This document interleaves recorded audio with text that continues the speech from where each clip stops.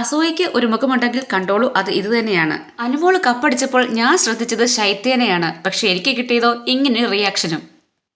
ആര് കപ്പടിച്ചാലും നമുക്ക് സന്തോഷം.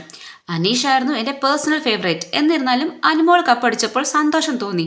പക്ഷെ എന്നിട്ടും ഒറ്റ ചങ്ങാതിയായ ശൈത്യയുടെ മുഖം മാത്രം ദാ ഇങ്ങനെ ഇരിക്കുന്നു.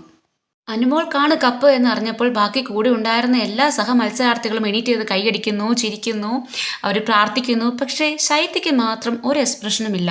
ഇനി ഉണ്ടെങ്കിൽ തന്നെ അത് അസൂയയും കുശുമ്പും നിറഞ്ഞ എക്സ്പ്രഷൻ തന്നെയാണ്. പിന്നെ വേറൊരു അർത്ഥത്തിൽ ശൈത്യയുടെ റീ എൻട്രിക്ക് ശേഷം അനുമോൾക്ക് കൂടുതൽ വോട്ട് കിട്ടാൻ തുടങ്ങി. ഈ അനുമോളുമായിട്ട് അടിയുണ്ടാക്കിയ ടീംസാണ് ജിസേൽ, ആര്യൻ, പിന്നെ ഷാനവാസോടും ഇടയ്ക്ക് പ്രശ്നമുണ്ടായിരുന്നു. അക്ബറുമായിട്ട് പ്രശ്നമുണ്ടായിരുന്നു.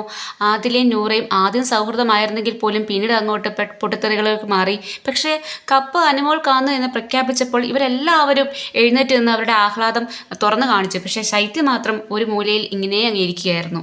ഇതൊരു ഗെയിമാണ്, അതിനെ ആ സ്പിരിറ്റിലെടുക്കാൻ പോലും ശൈത്യ തയ്യാറായിട്ടില്ല. പിന്നെ സാരമില്ല, നമ്മുടെ എല്ലാം ജീവിതത്തിൽ ഇങ്ങനെ കാണും നമ്മുടെ കൂടെ നിൽക്കുന്ന, എന്നാൽ നമ്മുടെ ഉയർച്ചയിൽ ഒട്ടും സന്തോഷം കാണിക്കാത്ത ചില സുഹൃത്തുക്കൾ. നിങ്ങളുടെ ലൈഫിലും അങ്ങനെ ഉണ്ടെങ്കിൽ കമൻറ്റ് ചെയ്യണേ.